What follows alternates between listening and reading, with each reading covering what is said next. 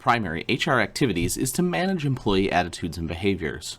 One way managers do this is by using performance management programs. Let's take a look. Performance management involves two related activities. First, evaluating the performance of your employees against standards set for them, and two, helping them develop action plans to improve their performance.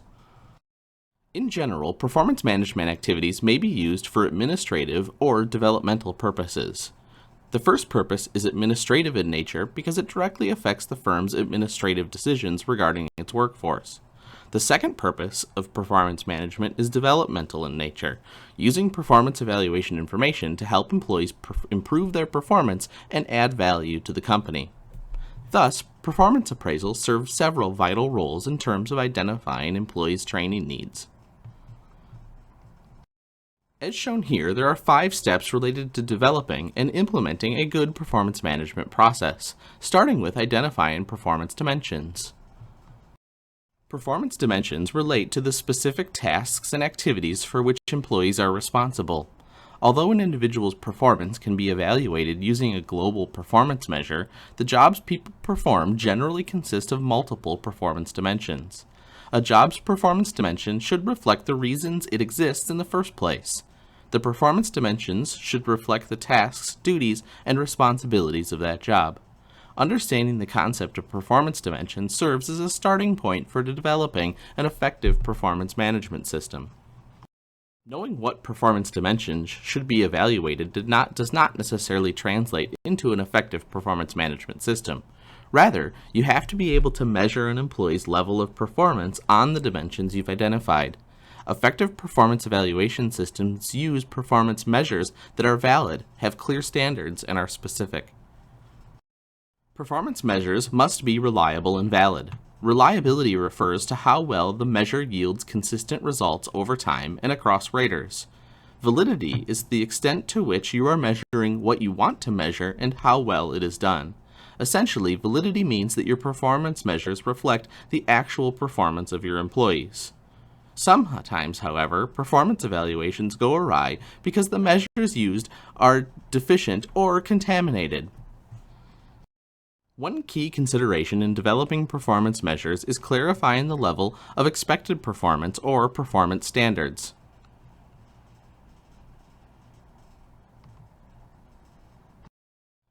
Managers can evaluate the performance of their employees in a number of ways. They can compare and rank or order them, rate them against preset standards, or evaluate the results or outcomes of performance. These methods vary in some important ways. First, some methods focus on measuring performance outcomes, like quality, speed, or sales, whereas others focus on employee traits and behaviors. Traits refer to employees' attitudes such as knowledge, courtesy, or some attitudinal measure. In contrast, methods that focus on behaviors strive to capture the extent to which employees display the desired behaviors related to doing their jobs. Perhaps the simplest form of performance evaluation is to compare employees to one another to discern their relative standing along some performance dimension. A variation of the ranking approach is the paired comparisons method, whereby each employee in a business unit is compared to every other one in the unit. The rater then assigns a point value to the better individual in the pair being compared. After all individuals are compared to one another, the points are added up and then ranked from most to least.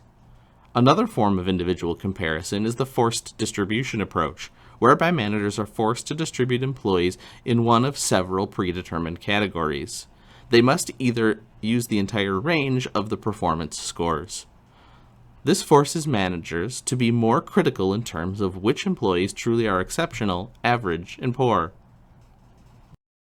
Rather than comparing or ranking employees against one another, many organizations use absolute approaches to evaluate performance of employees. This involves comparing employees against certain absolute standards, rather than against one another, along a number of performance dimensions, rather than simply making global assessments about them. Each employee is assessed in terms of how well he or she performs a myriad of performance dimensions based on some predetermined standard of performance. As a result, the employee evaluation is independent of other employee evaluations. In theory, all employees could score high, low, or average. absolute approaches are also conducive to evaluating employees in terms of their traits, attitudes, and behaviors. The most common attitude-based approach is the graphic rating scale.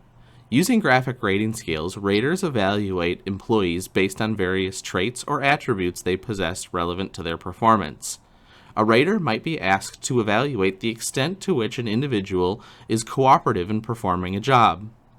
The performance dimension that can be used in a graphic rating scale are really only limited to the imagination of the managers using the scale. Similar to graphic rating scales, BARS requires raters to evaluate individuals along a number of performance dimensions. However, a behaviorally anchored rating scale goes beyond a graphic rating scale by anchoring each of the rating standards with a particular type of behavior that warrants a particular rating. So, instead of simply choosing between below average and above average rating, the rater associates each rating score with a specific example of actual behavior that identifies average, below average, or above average performance. There are many sources of data to use in a performance management system. Supervisors are a key source, but might not have the time to monitor and observe employees every day. Coworkers may be able to comment on cooperation and support.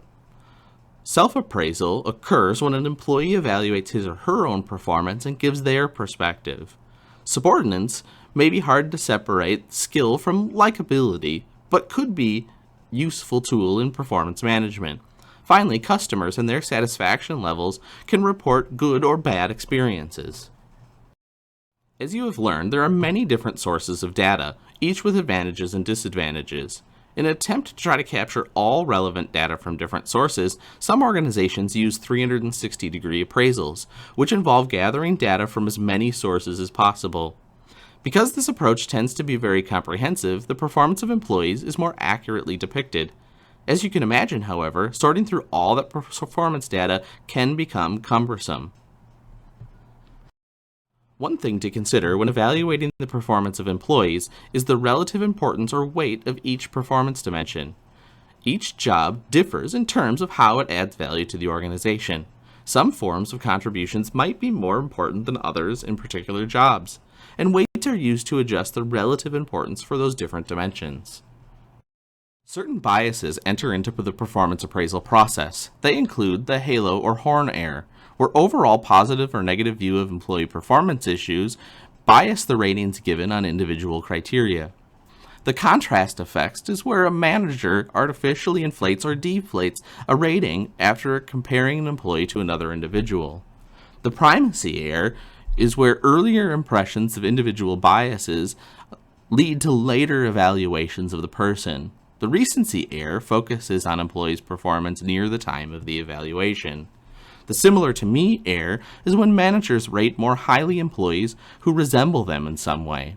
The legitimacy error is consistently rating employees on the high end, where strictness is the opposite, rating employees on the low end. And the error of central tendencies is rating everybody average. The fourth step in an effective performance management system involves providing feedback to employees to help them improve their performance. To be effective, the feedback must be provided in a timely manner and a professional way. Companies vary in terms of how often they provide performance feedback. Most supervisors are required to formally appraise employees every 6 months to 1 year.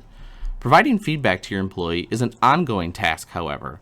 Ideally, supervisors will be providing feedback on a daily basis to employees. Remember, one cardinal rule of performance management is at a performance appraisal, no information should catch an employee by surprise. Simply providing employees with feedback about their performance is not enough to improve it. Rather, effective managers take another step. They work with their employees to diagnose the source of performance issues and might help to derive strategies and set expectations to improve those issues. Doing so requires a clear understanding of the nature of performance deficiency, the development of a plan to address performance problems, and effective discipline of employees. Taking action requires us to remove barriers, training and development activities to be implemented, coaching and mentoring to be pursued, and work design and technology solutions to be implemented, as well as addressing the overall quality of performance on an ongoing basis. You probably think of discipline as negative actions taken by managers, with the actions such as tardiness, absenteeism, dishonesty, and theft being the catalyst. However, discipline can be positive in nature because it's designed to correct employees' behavior. A useful way to think about discipline is that it sends a strong signal to an employee about how they should behave or otherwise perform their work. Progressive discipline refers to a process by which an employee with disciplinary problems progresses through a series of disciplinary stages until the problem is corrected. There are typically 4 steps in the process. In the first step, the employee receives a verbal warning stating that his or her behavior is not acceptable. In the second stage, the discipline involves writing a reprimand, giving to the employee a document that outlines a performance or conduct issue. If the problem remains, the third step of progressive discipline is usually suspension, and finally, if the problem continues, the final step is termination. Of course, organizations can bypass these stages based on gross misconduct and other issues.